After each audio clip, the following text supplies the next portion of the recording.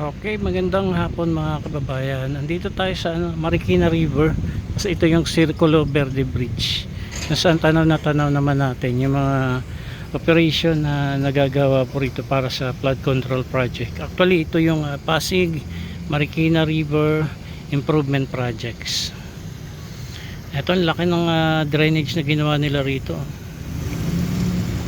Ang laki ng ano na yun, drainage. Hindi na yung magbabara. Tapos ang ganda ng ginawa nilang retaining wall dun, saka yung pinaka walkway na dyan, sa ibaba. Yan. Tapos may sa likod pa yan, may pampatibay pa sa likod dyan. Bubuhusan pa yun ng semento, saka may mga tambak din yan na pampatibay. Ang kapal niya, yung retaining wall na yan. Maganda talaga kapag Japanese contractor yung umahawak. Haba na rin ito nang nagawa nila rito.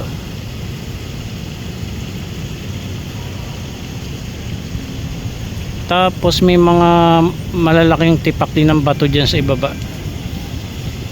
Ganyan pa lang pagkakadesenyo niyan, may mga boulders sa ibaba.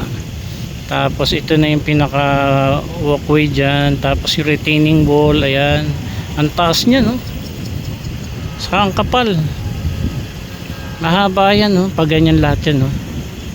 So yung buong kahabaan ng Marikina River saka Pasig River, ganito po yung makikita po natin sa mga may mga operation na ganito. Ayan. Actually dito sa kabilang side naman, ayan, matagal na nilang natapos to. Ayan, pakita ko lang din dito.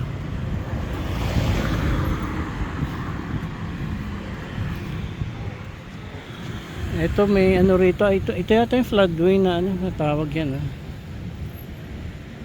Ayan. Hindi ko lang sure. Ayan, pa-comment na lang po down below. Dito yan sa may Circulo Verde.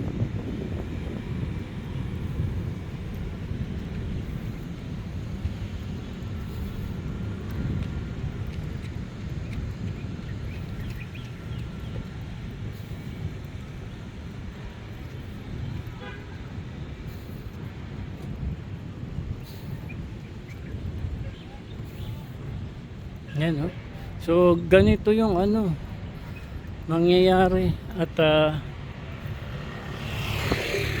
maglalagay pa yun ng mga boulders dyan sa ibaba.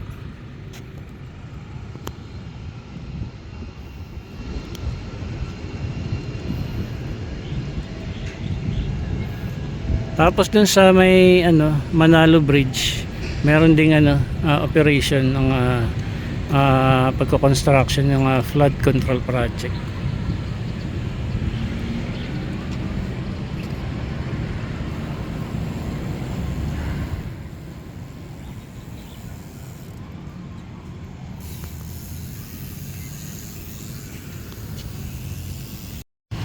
Dito naman tayo sa may Manalo Bridge. Makikita rin natin yung operation dito ng flood control project.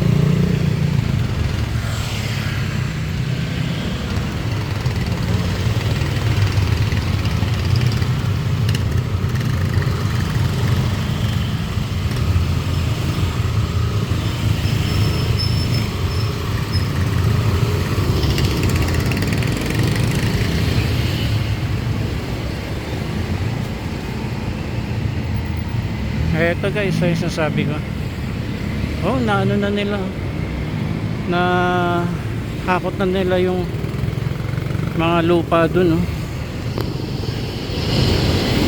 Ang lawak pa nito nung nakarang araw. Ayun, lumitaw na yung pinaka pundasyon ng nitong retaining wall.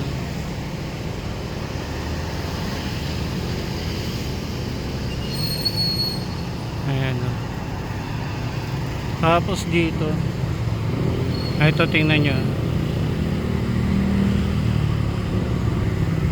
kapal ng ng pagkakagawa nila. Ito talaga yung pang heavy duty para sa baha.